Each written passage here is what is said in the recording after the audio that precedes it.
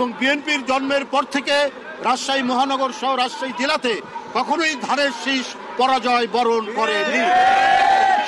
আর যাতে কখনোই কোনো ফ্যাসিবাদের উত্থান না হয়, কখনো যেন লুটপাট এবং সেখানে সন্ত্রাসের অভয়ারণ্য তৈরি না হয়, সেইটা বিএনপির নেতৃত্বে সেখানে প্রতিষ্ঠিত হবে এবং সেই ঐতিহ্য বিএনপি জন্মের পর থেকে রেখেছে।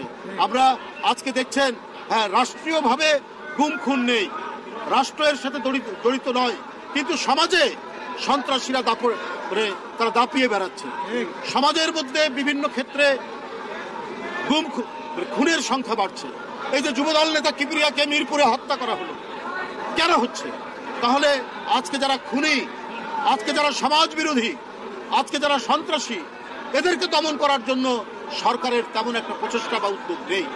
আমি আগেও বলেছি, সরকারের দিক থেকে হয়তো হচ্ছে না, যেমন শেখ হাসিনার আমলে হয়েছে, শেখ হাসিনার নির্দেশে গুম খুন বিচার বহির্ভূত হত্যা, সেটা হয়তো হচ্ছে না, কিন্তু আজকে সমাজ বিরোধীরা, সন্ত্রাসীরা জনপদের পর জনপদ বিভিন্ন জায়গায় আজকে অবস্থান নিয়েছে বলেই আবারও বিএনপির নেতাকর্মীরা হত্যাকাণ্ডের শিকার হচ্ছেন, তারা নিহত হচ্ছেন।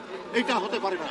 আজকে অন্তর্বর্তীকালীন সরকারের যারা রয়েছেন তারা তো নিরপেক্ষ সরকার, তারা নিরপেক্ষভাবে তারা অপরাধ দমন, সন্ত্রাস দমন এই কাজগুলো করবেন, কিন্তু আমরা সেই দিক থেকে অনেক শিথিলতা দেখছি, আমরা সেই দিক থেকে অনেক গাফলতি দেখছি।